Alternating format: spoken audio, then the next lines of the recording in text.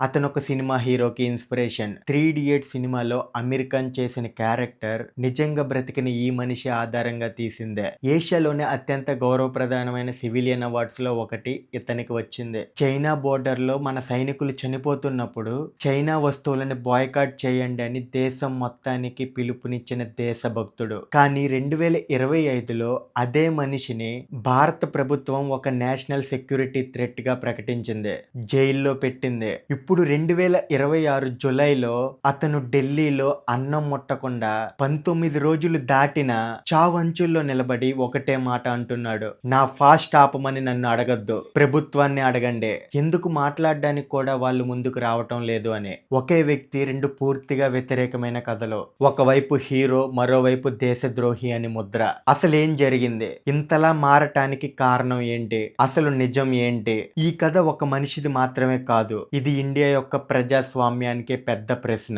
కథ మొదలైంది ఢిల్లీలో కాదు, లడ్డాఖ్లో. లేహ్ దగ్గర ఉలటోకోపా అనే ఒక చిన్న గ్రామం మొత్తం కలిపి 5 ఇళ్ళు మాత్రమే ఉన్న ఊరు. 1966 సెప్టెంబర్ 1న ఆ ఊరిలో పుట్టాడు సోనం వాంగ్చు. 9 ఏళ్ల వయసు వచ్చే వరకు అతనికి స్కూల్ అంటే ఏంటో తెలియదు. ఎందుకంటే ఆ ఊరిలో స్కూలే లేదు. తల్లి దగ్గర తన సొంత భాషలో బ్రతకటం నేర్చుకున్నాడు. చదువు కాదు, జీవితాన్ని నేర్చుకున్నాడు. కానీ 1975లో అతని జీవితం ఒక్కసారిగా మారిపోయింది. తండ్రి సోనం వాంగ్చుక్ జమ్మూ కాశ్మీర్ ప్రభుత్వానికి ఎన్నికయ్యాడు. కుటుంబం మొత్తం శ్రీనగర్ కి షిఫ్ట్ అయింది. ఇక్కడి నుంచే అతని జీవితంలోనే అత్యంత చీకటి భాగం మొదలైంది. కొత్త స్కూలు, తెలియని భాష, అర్థం కాని కల్చర్. టీచర్లు ఏమనుకున్నారో తెలుసా?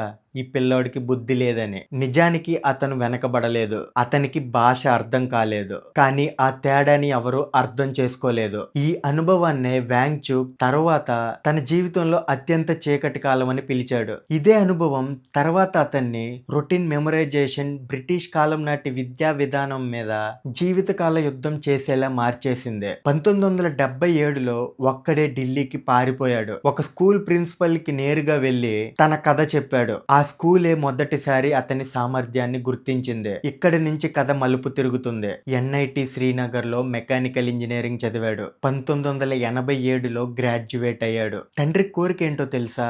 సివిల్ ఇంజనీరింగ్ చదివి లదాఖ్లో ఇన్ఫ్రాస్ట్రక్చర్ కట్టాలని. కానీ వాంగ్చుక్ మెకానికల్ ఎంచుకున్నాడు. దీంతో తండ్రితో ఉన్న సంబంధాలు పూర్తిగా దూరం అయ్యాయి. సొంతగా ట్యూషన్ సెంటర్ పెట్టి ఆ డబ్బులతోనే చదువును పూర్తి చేశాడు. కానీ ఆ టైంలోనే అతనికి ఒక షాకింగ్ నిజం తెలిసింది. లద్దాఖ్ విద్యార్థుల్లో స్టేట్ బోర్డ్ పరీక్షల్లో ఫెయిల్యూర్ రేట్ ఎంతో తెలుసా? 95%. అంటే 100లో 95 మంది ఫెయిల్ అవుతున్నారు. కారణం ఏంటి? సిలబస్ కి హిమాలయన్ రియాలిటీకి ఏమాత్రం సంబంధం లేదు. ఇక్కడి నుంచే ఒక ఉద్యమం పుడుతుంది. 1988లో తన సోదరుడితో, తన స్నేహితులతో కలిసి సెక్మోల్ అనే సంస్థను స్థాపించాడు. లద్దాఖ్ విద్యా వ్యవస్థను పూర్తిగా మార్చాలన్నదే లక్ష్యం. ఈ రోజు సెక్మోల్ క్యాంపస్ ను చూస్తే కరెంట్ లైన్ లేదు, పూర్తిగా సోలార్ ఎనర్జీ మీద నడిచే ఒక ఎకో విలేజ్. 1994లో ఆపరేషన్ న్యూ హోప్ మొదలు పెట్టాడు. ప్రభుత్వం, సివిల్ సొసైటీ, లోకల్ కమ్యూనిటీస్ అందరూ కలిసి పనిచేసిన ఒక ప్రాజెక్ట్. 700కి పైగా టీచర్లకి ట్రైనింగ్ ఇచ్చారు. 1000 మంది గ్రామ నాయకులను భాగం చేశారు. 1996లో 5%గా ఉన్న మెట్రికులేషన్ పాస్ రేట్ 2015 నాటికి ఏకంగా 75%కి చేరింది. ఇది కేవలం స్టాటిస్టిక్స్ కాదు, వేల మంది పిల్లల భవిష్యత్తు మార్చిన కథ. కానీ వాంగ్చుక్ ఇంకొక సమస్య మీద కూడా పనిచేశాడు. నీళ్లు. లదాఖ్ లో ఏప్రిల్, మే నెలల్లో రైతులకు నీళ్లు ఉండవు. ఎందుకంటే గ్లేషియర్స్ కరిగేది వేసవిలో మాత్రమే. అప్పటికే పంట వేసే టైం అయిపోతుంది. దానికి పరిష్కారంగా 2013లో ఒక ఐడియా వచ్చింది. 2014లో దాన్ని ప్రయోగించాడు. ఐస్ స్తూప. శీతాకాలంలో వృధాగా పోయే నీటిని పైపుల ద్వారా కిందకి పంపిస్తాడు. ఆ ప్రెషర్ వల్ల నీళ్లు పైకి స్ప్రే అయ్యి గడ్డకట్టే చలిగాలిలో ఐస్ గా మారుతుంది. ఒక భారీ కోన్ షేప్ కృత్రిమ గ్లేషియర్ తయారవుతుంది. ఈ షేప్ ఎందుకు కోన్ షేప్ లో ఉంటుందో తెలుసా? సూర్యుడి వేడి తక్కువగా తగలడానికి. అంటే ఐస్ నెమ్మదిగా కరుగుతుంది. రైతులకు కావాల్సినప్పుడు నీళ్లు దొరుకుతాయి. ఇంజనీరింగ్ ని, ప్రకృతిని కలిపి ఒక సామాన్యుడి సమస్యని పరిష్కరించిన ఐడియా ఇది. ఈ ఒక్క ఆవిష్కరణ ఆవిష్కరణతో అతను ఇండియా దాటి ప్రపంచానికి పరిచయం అయ్యాడు. 2009లో ఒక సినిమా వచ్చింది, 3 ఇడియట్స్. తెలుగు అండ్ తమిళ్లో విజయ్ గారు దాన్ని రీమేక్ చేశారు, స్నేహితుడు అనే. కొసక్సి పచ్చిపులుసుల అనే క్యారెక్టర్ రొటీన్ చదువుని కాదని ప్రాక్టికల్ నాలెడ్జ్ నమ్మే ఇంజనీర్. ఈ క్యారెక్టర్ కి పూర్తి ఇన్స్పిరేషన్ ఎవరో తెలుసా? సోనం వాంగ్చూ అండ్ అతని సెక్మోల్. ఒక్క సినిమాతో రీజనల్ రిఫార్మర్ నుంచి దేశం మొత్తం తెలిసిన పేరు అయిపోయాడు. కానీ ఇది కేవలం సినిమా గ్లామర్ మాత్రమే కాదు, అవార్డులు కూడా వచ్చాయి. 1996లో గవర్నర్స్ మెడల్, 2002లో అశోక ఫెలోషిప్, 2016లో Rolex award for enterprise ice stupa project కి. అదే ఏడాది సెక్మోల్ క్యాంపస్ కి వరల్డ్స్ బెస్ట్ ఎర్త్ బిల్డింగ్ అనే ఇంటర్నేషనల్ అవార్డు, 2018లో ఏషియాలోనే అత్యంత గౌరవప్రదమైన civilian award Ramon Magsaysay award అతని చేతికి వచ్చింది. కానీ అతని పని కేవలం స్కూళ్ళకి రైతులకి మాత్రమే పరిమితం కాలేదు. లద్దాఖ్ లో దాదాపు 50,000 మంది సైనికులు ఎత్తైన ప్రాంతాల్లో డ్యూటీ చేస్తారు. చలికి తట్టుకోవడానికి వాళ్ళకి ఇంధనం రవాణా చేయాలి. అది చాలా రిస్కీ, ఖర్చుతో కూడుకున్న పని. 2021లో వాంగ్చుక్ ఏం చేశాడో తెలుసా? సోలార్ పవర్ తో నడిచే మొబైల్ టెంట్లను తయారు చేశాడు. పగలు సూర్యుడి వేడిని పట్టి రాత్రి సైనికులకి వెచ్చదనం ఇచ్చే టెక్నాలజీ. 2016లో సిక్కిం ప్రభుత్వానికి కూడా సహాయం చేశాడు. సౌత్ లోన గ్లేషియర్ లేక్ ప్రమాదకరంగా పొంగిపోతే సైఫన్ టెక్నిక్ వాడి ఆ నీటిని డ్రై చేసి పెద్ద వరదను ఆపాడు. 2010 చివరి నాటికి వాంగ్చుక్ ఇమేజ్ ఏంటో తెలుసా? ఎవ్వరూ ప్రశ్నించని, అందరూ మెచ్చుకునే విజనరీ. కానీ అది ఎక్కువ కాలం నిలవలేదు. ఒక రాజకీయ నిర్ణయం తన జీవితాన్ని పూర్తిగా తల్లకిందులు చేసింది. 2019 ఆగస్టు 5 ఇండియా ప్రభుత్వం ఆర్టికల్ 370ని రద్దు చేసింది. జమ్మూ అండ్ కాశ్మీర్ కున్న ప్రత్యేక హోదాని తీసేసింది. ఈ నిర్ణయంతో రాష్ట్రం 2 భాగాలుగా విడిపోయింది. Jammu and Kashmir union territory, దానికి అసెంబ్లీ ఉంటుంది. లద్దాఖ్ యూనియన్ టెరిటరీ, దానికి అసెంబ్లీయే లేదు. నేరుగా ఢిల్లీ నుంచి లెఫ్టినెంట్ గవర్నర్ ద్వారా పాలన. మొదట్లో లద్దాఖ్ లో, ముఖ్యంగా బౌద్ధ మెజారిటీ ఉన్న లేహ్ లో పండగ వాతావరణం. ఎందుకంటే లద్దాఖ్ నుంచి విడిపోవాలని దశాబ్దాలుగా ఉన్న డిమాండ్ నెరవేరింది. కానీ ఈ సంతోషం ఎక్కువ కాలం నిలవలేదు. ఆర్టికల్ 370 ఉన్నప్పుడు బయట వాళ్ళు లద్దాఖ్ లో భూమి కొనలేరు, ప్రభుత్వ ఉద్యోగాలు తీసుకోలేరు. ఇప్పుడు ఆ రక్షణ పోయింది. స్థానికుల భయం ఏంటో తెలుసా? బయట జనాభా, పెద్ద కంపెనీలు లద్దాఖ్ లోకి వచ్చేస్తాయని. ఆ భయం ఊరికే రాలేదు. లద్దాఖ్ అనేది చాలా సున్నితమైన కోల్డ్ డెజర్ట్ ఎకోసిస్టమ్. గ్లేషియర్లు, పచ్చిక మైదానాలు, ఇవి కరిగిపోతే తిరిగి రావు. ఇంకో ముఖ్యమైన విషయం, లద్దాఖ్ జనాభాలో దాదాపు 97% మంది షెడ్యూల్ ట్రైబ్స్ కి చెందిన వాళ్ళు. అసెంబ్లీ లేకపోవటం వల్ల ఏం జరిగింది? మైనింగ్, పరిశ్రమలు, టూరిజం లాంటి కీలక నిర్ణయాలన్నీ ఎన్నికైన లోకల్ లీడర్ చేతుల్లో కాదు, ఢిల్లీ నియమించిన అధికారుల చేతుల్లోకి వెళ్ళిపోయింది. దీన్నే రిప్రజెంటేషన్ డెఫిషియట్ అంటారు. ప్రజలకి ప్రాతినిధ్యం లేకపోవటం. ఇక్కడే ఒక ఆసక్తికరమైన విషయం జరిగింది. బౌద్ధ మెజారిటీ ఉన్న లేహ్ అపెక్స్ బాడీ, ముస్లిం మెజారిటీ ఉన్న కార్గిల్ డెమోక్రటిక్ అలయన్స్ చరిత్రలో ఎప్పుడూ ఏకీభవించిన ఈ 2 గ్రూపులు మొదటిసారి చేతులు కలిపాయి. వాళ్ళ డిమాండ్స్ 4 పాయింట్లు: పూర్తి రాష్ట్ర హోదా, 6th షెడ్యూల్ రక్షణ, ప్రత్యేక పబ్లిక్ సర్వీస్ కమిషన్, 2 పార్లమెంట్ సీట్లు. ఇందులో అసలు వివాదానికి కారణమైంది 6th schedule. The 6th schedule అంటే ఇది ఈశాన్య భారతంలోని అస్సాం, మేఘాలయ, త్రిపుర, మిజోరాం వంటి కొన్ని గిరిజన ప్రాంతాలకు వర్తించే ప్రత్యేక రక్షణ. దీని కింద అటానమస్ డిస్ట్రిక్ట్ కౌన్సిల్ ఏర్పడుతుంది.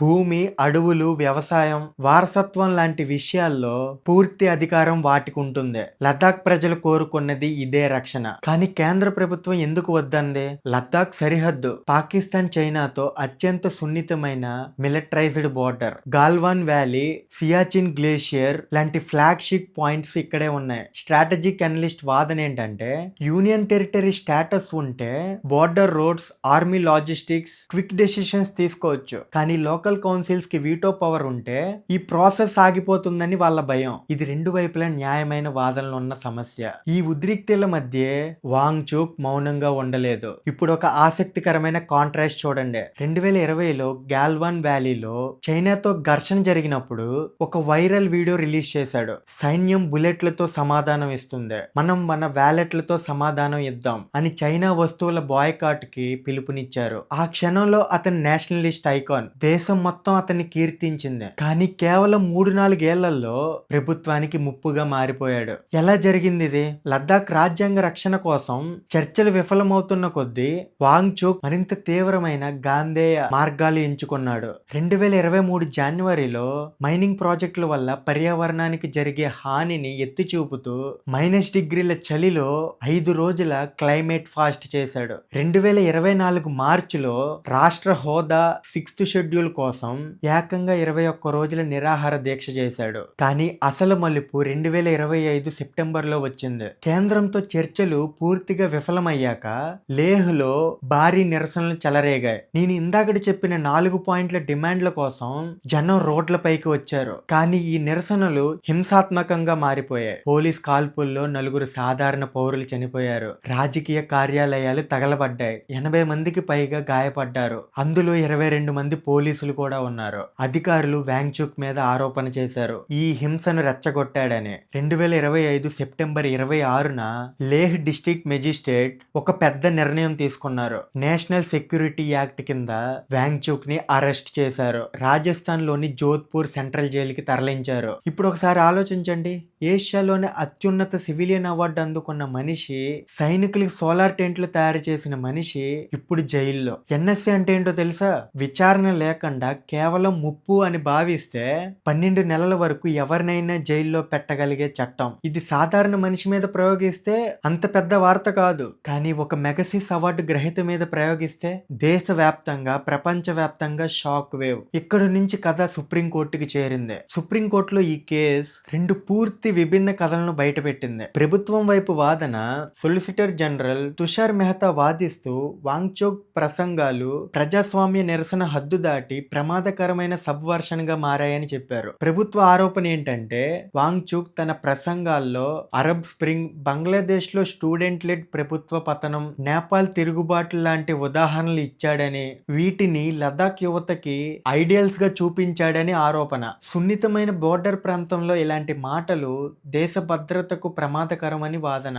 వాంగ్చుక్ వైపు వాదన, అడ్వకేట్ కపిల్ సిబిల్ నేతృత్వంలో ఈ ఆరోపణలన్నిటినీ పూర్తిగా తిప్పికొట్టారు. అతని వాదన, వాంగ్చుక్ కి 30 ఏళ్ల ట్రాక్ రికార్డు ఉంది. అనగారిన యువతకి చదువు చెప్పటం నుంచి సరిహద్దు సైనికులకి పరికరాలు తయారు చేయటం వరకు ఎప్పుడూ దేశం కోసమే పనిచేశాడు. డిటెన్షన్ ఆర్డర్ లో తీవ్రమైన లోపాలు ఉన్నాయని చూపించారు. శాంతియుత నిరసనలు, పాదయాత్రలు, నిరాహార దీక్షలు ఇవి ఇండియా సమాజానికి పునాదిరాళ్ళు అని వాదించారు. దాదాపు 6 నెలల డిటెన్షన్ తర్వాత 2026 మార్చిలో హోం మంత్రిత్వ శాఖ ఎన్ఎస్ఏ ఆర్డర్ ని ఉపసంహరించుకుంది. ఒక విషయం స్పష్టం చేసుకుందాం. ప్రభుత్వాన్ని విమర్శించటం, పాలసీలను వ్యతిరేకించటం, నిరసనలకు మద్దతు ఇవ్వటం ఇవి మాత్రమే ఎవరినైనా దేశద్రోహి అని నిర్ధారించలేవు. ఇది కేవలం రాజకీయ ముద్ర.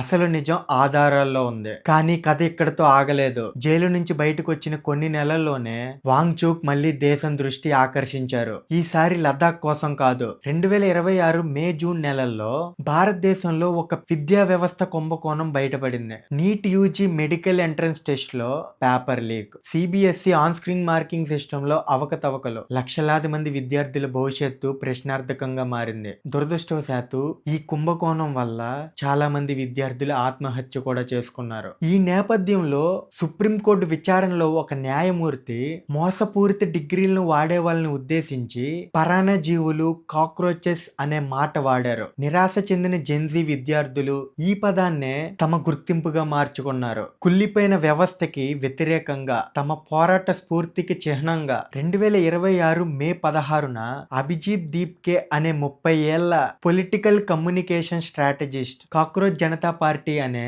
ఉద్యమాన్ని మొదలుపెట్టాడు. జూన్ 20 నుంచి ఢిల్లీలోని జంతర్ మంతర్ దగ్గర భారీ నిరసన మొదలైంది. డిమాండ్స్, పేపర్ లీక్స్ కి బాధ్యత వహించాలి, ఆత్మహత్య చేసుకున్న విద్యార్థులకు పరిహారం ఇవ్వాలి, విద్యా మంత్రి రాజీనామా చేయాలి. జూన్ 28న ఒక పెద్ద మలుపు. సోనం వాంగ్చుక్ ఈ ఉద్యమంలో చేరాడు. వెంటనే నిరాహార దీక్ష మొదలు పెట్టాడు. అతని మాటల్లో ఒక ఆత్మగౌరవం ఉన్న ప్రజాస్వామ్యంలో అయితే ఇలాంటి వైఫల్యాలు జరిగినప్పుడు విద్యా మంత్రి తనంతట తానే రాజీనామా చేస్తాడు. అతనికి ఇది కేవలం ఒక కొత్త ఉద్యమం కాదు. లద్దాఖ్ లో 3 దశాబ్దాల కిందట తాను ఎదుర్కొన్న అదే బ్యూరోక్రటిక్ కుళ్ళు, రొటీన్ చదువు వ్యవస్థ ఇక్కడ కూడా కనిపించింది. జూలై 18, 2026 నాటికి అతని దీక్ష 21వ రోజుకు చేరుకుంది. అతని శరీరం ఏం చెబుతుందో తెలుసా? దాదాపు 9 కిలోల బరువు తగ్గిపోయాడు. బ్లడ్ ప్రెషర్ 109/70కి పడిపోయింది. బ్లడ్ షుగర్ లెవెల్ కేవలం 67. కండరాలు కరిగిపోతున్నాయి. తీవ్రమైన నొప్పితో బాధపడుతున్నాడు. డాక్టర్లు, స్నేహితులు, దీప్కే అందరూ దీక్ష ఆపమని బతిమాలారు. కానీ వాంగ్చుక్ నిరాకరించాడు. అతను చెప్పిన మాట ఒకటే, ఈ ఫాస్ట్ ఆపమని నన్ను అడగద్దు. ఎందుకు మాట్లాడడానికి కూడా వాళ్ళు ముందుకు రావటం లేదు అని. ప్రభుత్వ స్పందన ఏంటి? మంత్రి రాజీనామా డిమాండ్ మీద మాట్లాడకుండా మౌనం పాటిస్తున్నారు. కానీ దేశం అంతటా అనూహ్యంగా స్పందన వచ్చింది. దీక్ష ఆపాలని విజ్ఞప్తి చేశారు. భావోద్వేగంతో కూడిన అపీల్స్ చేశారు. రాజకీయంగా కూడా అన్ని పార్టీలు ఏకమయ్యాయి. ఉద్ధవ్ ఠాక్రే, అరవింద్ కేజ్రీవాల్, అఖిలేష్ యాదవ్ అందరూ ఆరోగ్యం గురించి ఆందోళన వ్యక్తం చేస్తూ జూలై 20న పార్లమెంట్ మాన్సూన్ సెషన్ ప్రారంభ రోజున జరగబోయే మార్చింగ్ కి మద్దతు ప్రకటించారు. ఒక మనిషి ఆకలి దేశం మొత్తాన్ని ఒక్కటి చేసింది. నిరాహార దీక్ష అనేది ఇండియాలో కొత్తది కాదు. గాంధీ కాలం నుంచే ఒక ఆయుధంలో వాడారు. కానీ చరిత్రలో ఇలాంటి దీక్షలు ఎలా ముగిసాయో చూస్తే 2 పూర్తి విభిన్నమైన ఫలితాలు కనిపిస్తాయి. మొదటిది ఇరోమ్ షర్మిల. 2000 సెప్టెంబర్లో మణిపూర్లో 10 మంది సాధారణ పౌరులను పారామిలిటరీ బలగాలు హతమార్చాయి. దీనికి వ్యతిరేకంగా ఏఎఫ్ఎస్ చట్టం రద్దు కోసం ఐరోమ్ షర్మిల నిరాహార దీక్ష మొదలుపెట్టింది. ప్రభుత్వ స్పందన ఏంటిదో తెలుసా? దీక్ష ఆపటానికి ఒప్పుకోలేదు. బదులుగా ఆత్మహత్య యత్నం అనే సెక్షన్ కింద పదే పదే అరెస్ట్ చేసి ముక్కు ద్వారా బలవంతంగా ఆహారం ఎక్కించారు. ఇది ఎన్నేళ్ళు జరిగిందో తెలుసా? 16 సంవత్సరాలు. చివరికి 2016లో ప్రభుత్వం లొంగదని అర్థమయ్యి ఎలక్టోరల్ పాలిటిక్స్ లోకి వెళ్ళటానికి ఆమె దీక్ష విరమించింది. రెండోది అన్నా హజారే. 2011 ఏప్రిల్లో జన్ లోక్పాల్ బిల్ కోసం జంతర్ మంతర్ వద్ద దీక్ష మొదలు పెట్టాడు. మిడిల్ క్లాస్ నుంచి భారీ మద్దతు, మీడియా కవరేజ్ వల్ల ప్రభుత్వం కొన్ని రోజుల్లోనే డిమాండ్లకి తలొగ్గింది. ఇప్పుడు వాంగ్చుక్ దీక్ష ఈ రెండిట్లో దేనికి దగ్గరగా ఉంది? మంత్రి రాజీనామా డిమాండ్ చాలా పెద్దది. నిరసనల ఒత్తిడితో మంత్రిని తొలగించటం అంటే ప్రభుత్వం బలహీనతను ఒప్పుకున్నట్లే అని చాలా మంది భావిస్తున్నారు. అందుకే భవిష్యత్తులో జరగగలిగే అవకాశాలు 4 రకాలుగా కనిపిస్తున్నాయి. ఒకటి, మంత్రి రాజీనామా చేయకపోయినా పరీక్షా వ్యవస్థను సంస్కరించడానికి ఒక జ్యుడిషియల్ కమిషన్ ఏర్పాటు చేయొచ్చు. తద్వారా దీక్షను గౌరవప్రదంగా ముగించవచ్చు. 2, పాక్షిక రాయితీ, ఆర్థిక పరిహారం ఇవ్వటం, స్థానిక దర్యాప్తులు మొదలు పెట్టడం, కానీ మంత్రి స్థాయిలో బాధ్యత ఒప్పుకోకపోవడం. మూడోది, ఎలాంటి మార్పు లేకుండా ప్రజల దృష్టి తగ్గే వరకు ఆగడం, లేదా ఆరోగ్యం విషమించి హాస్పిటల్లో చేర్చాల్సి రావటం వల్ల దీక్ష ఆగిపోవడం. 4, తక్షణ మార్పు రాకపోయినా ఈ దీక్ష ఇప్పటికీ విపక్షాలను ఏకం చేసింది. విద్యా వ్యవస్థ వైఫల్యాన్ని దేశ రాజకీయ చైతన్యంతో శాశ్వతంగా నాటింది. ఏది జరిగినా ఈ దీక్ష ఇప్పటికీ చరిత్రలో ఒక భాగం అయిపోయింది. లద్దాఖ్ మంచు కొండల నుండి జంతర్ మంతర్ ఎండల వరకు, జోధ్పూర్ జైలు గోడల మధ్య నుంచి సోనం వాంగ్చుక్ ప్రయాణం ఒక మనిషిది మాత్రమే కాదు. ఇది ఆధునిక ప్రజాస్వామ్యానికి ఎదురయ్యే అత్యంత కీలకమైన ప్రశ్నకి ప్రతిబింబం. కేంద్ర ప్రభుత్వం లదాఖ్ ని చూసేది ఒక వ్యూహాత్మక సరిహద్దుగా. వాంగ్చుక్ లదాఖ్ ప్రజలు దాన్ని చూసేది తమ మూలాలుగా, తమ గ్లేషియర్లుగా, తమ గొంతుగా. వాంగ్చుక్ ఎన్ఎస్ఏ డిటెన్షన్ తర్వాత దేశవ్యాప్త యాక్టివిజం ఒక పెద్ద ప్రశ్నను లేవనెత్తుతున్నాయి. మీరేమనుకుంటున్నారు? సోనం వాంగ్చుక్ నిజంగా దేశభక్తుడా, లేదా అతను హద్దు దాటాడా? కంఫర్టబుల్ లేబుల్స్ ని నమ్మే ముందు ఆధారాలను చూడండి, ఆలోచించండి. మీ అభిప్రాయం కామెంట్ లో చెప్పండి. ఈ కథ మీకు నచ్చితే లైక్ చేయండి, ఛానల్ ని సబ్స్క్రైబ్ చేయండి. ఎందుకంటే ఇలాంటి నిజమైన కథలు మనం అందరం చూడాలి, అర్థం చేసుకోవాలి. నెక్స్ట్ వీడియోతో మళ్ళీ మిమ్మల్ని కలుస్తాను. అంతటి వరకు టాటా, బాయ్ బాయ్.